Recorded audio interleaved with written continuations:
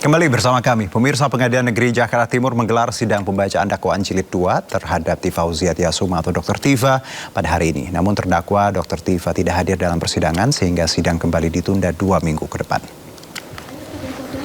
Ya pemirsa, pada sidang sebelumnya, Majelis Hakim telah mengabulkan eksepsi terhadap Tiva Auziatiasuma atau Dr. Tiva. Perkara Dr. Tiva kembali diperiksa oleh Majelis Hakim yang sebelumnya menangani perkara yang sama, yakni Christina Endarwati sebagai ketua majelis dengan hakim anggota Rudy Rafli Siregar dan Matilda Christina Katarina.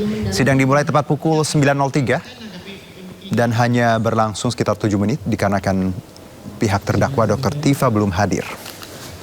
Untuk meninggalkan ruang sidang.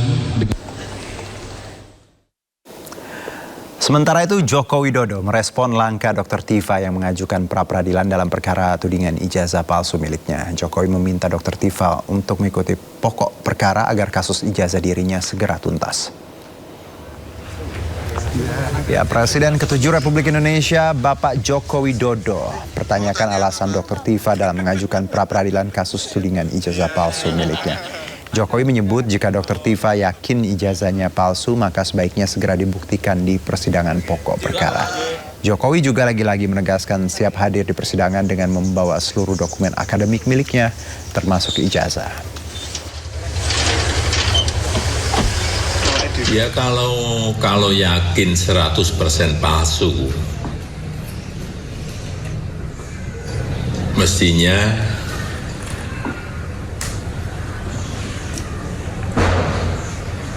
masuk ke pokok perkara di persidangan itu diikuti, tidak malah pra-peradilan. Biar perkara ini segera selesai, masalah ini bisa segera selesai. Kalau untuk sidang rencana besok dari Pak Jokowi seperti apa Pak? Kalau siap hadir kalau hadir, kan sudah saya sampaikan saya akan hadir membawa ijazah SD, SMP, SMA dan nanti yang S1 yang sekarang di Kejaksaan semuanya akan kita tunjukkan. Siap. Ya, sidang perdana gugatan perbuatan melawan hukum PMH terkait keabsahan dokumen legalisir ijazah Presiden ke-7 Joko Widodo digelar di Pengadilan Negeri Jakarta Pusat Rabu siang. Sidang digelar usai proses mediasi antara penggugat dan tergugat dinyatakan gagal. Agenda sidang adalah penyerahan dan penyampaian perbaikan gugatan dari pihak penggugat yakni Bonatua Silalahi dan Muryono Aladin. Kuasa hukum penggugat menyampaikan Majelis Hakim serta pihak tergugat telah menerima berkas perbaikan gugatan tersebut. Substansi utama yang dipermasalahkan adalah terbit dan digunakannya legalisir fotokopi ijazah Joko Widodo saat mencalonkan diri dalam Pilkada Solo, Pilgub DKI hingga Pilpres yang dinilai tidak memenuhi syarat formil administrasi seperti ketiadaan tanggal dan tahun pengesahan.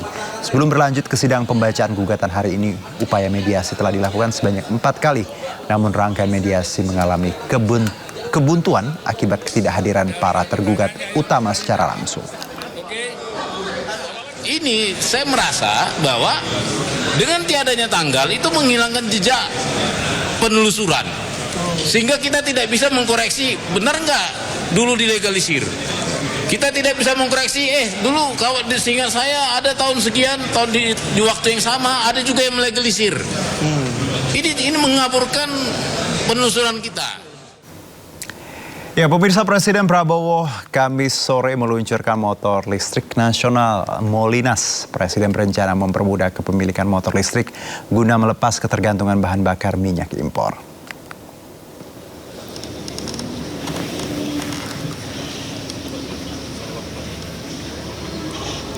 Ya, nampak pemirsa dengan mengendarai buggy car ya, Bapak Presiden tadi mengunjungi tempat peluncuran Molinas ini ya. Pabrik pembuatannya ya motor listrik ini di kawasan Cikarang, Jawa Barat. Sekaligus meluncurkan produksi nasional motor listrik. Ditemani hampir seluruh jajaran kementerian dan Danantara, Presiden melihat ekosistem motor listrik nasional dan sejumlah motor listrik produksi dalam negeri yang sudah dijual ke pasaran Indonesia turut dipamerkan. Dalam pidato pembukaannya, Presiden menyatakan akan memberikan kemudahan kepemilikan motor listrik nasional dengan kredit yang ringan nih, tanpa uang muka, tanpa DP ya. Jadi ada kredit yang ringan dan tanpa DP. Semoga makin banyak rakyat yang bisa menjangkau ya kendaraan elektrifikasi, pemirsa. Saya Prabowo Subianto, Presiden Republik Indonesia. Tadi kita bicarakan Menteri Keuangan tidak akan terlalu suka, tapi ya ini ujungnya juga akan juga suka di ujungnya. Kita akan turunkan apa itu bunga cicilan kita turunkan untuk rakyat. Kemudian kita usahakan tidak pakai DP. Jadi nanti kalau ada yang masih pakai motor bensin, ya rasain sendiri. Kita tadi hitung memakai motor listrik dibandingkan dengan motor bensin, penghematannya minimal 50%. Pengeluaran kalian untuk sehari-hari bergerak itu minimal 50%. Bahkan bisa sampai 70% di ujungnya. Ya. Dan nanti mungkin karena ini sudah kebutuhan dunia, jadi ada namanya carbon tax. Di kota-kota besar seperti di Beijing nggak bisa motor bensin masuk. Ya. Jadi ini warning aja yang masih nekat gandrung dengan motor bensin ya. Tapi tenang aja, kita ada skema-skema nanti yang sudah terlanjur punya motor bensin, nanti kita pikirkan bagaimana kita bisa tukar tambah.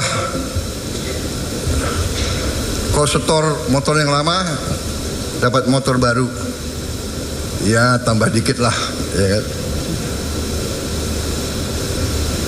Kalau TNI Polri maunya nggak bayar aja terus.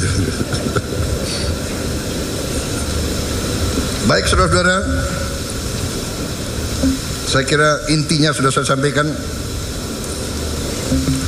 Kita bangga hari ini ya, dan kita akan melihat perkembangan dalam waktu yang akan datang akan lebih cepat lagi.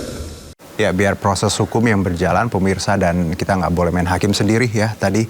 Dan ya emang menurut saya keterlaluan ketika agama, ayat, terus hadiahnya miras itu nggak bisa ditolerir. Nah, kalau kita bicara masalah yang terjadi, it's all about empathy atau empati. Nah, ini satu lagi pelajaran berharga soal empati, pemirsa.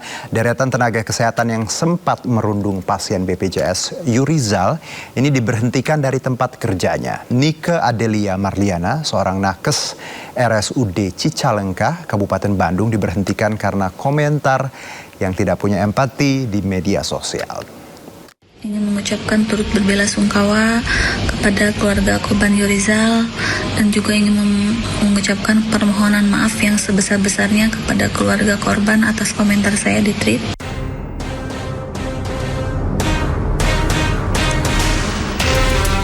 Inilah permintaan maaf atau klarifikasi yang disampaikan Nike Adelia Marliana, seorang tenaga kesehatan RSUD Cicalengka, Kabupaten Bandung, Jawa Barat.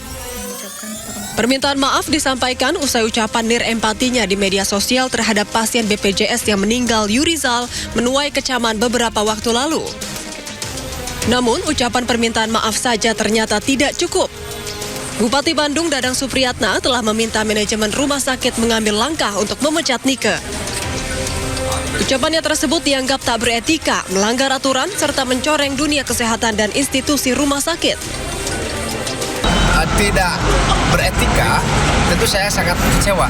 Dan saya sudah instruksikan bahwa orang tersebut dipecat atau dikeluarkan dari ASN dan termasuk dari rumah sakit Cicalengka, yang tentunya juga berlaku untuk semuanya. Siapapun yang melakukan pelanggaran etika, disiplin dan sebagainya, maka kami tidak akan segan-segan sekaligus memberhentikan orang tersebut. Sebelumnya, seorang pasien BPJS Yurizal Trihairawan mendapat rundungan di media sosial dari sejumlah dokter dan tenaga kesehatan. Hal ini lantaran Yurizal mengunggah curhatan di media sosial terkait lamanya menunggu ruangan perawatan. Dan tak lama kemudian Yurizal diketahui meninggal pada 31 Juli lalu. Mendapat kecaman dari masyarakat, sejumlah dokter dan tenaga kesehatan ramai-ramai minta maaf. Masyarakat pun berharap sanksi tegas terus diberlakukan bagi tenaga kesehatan yang tak punya empati agar kejadian serupa tak terulang di kemudian hari. Tim Liputan iNews melaporkan.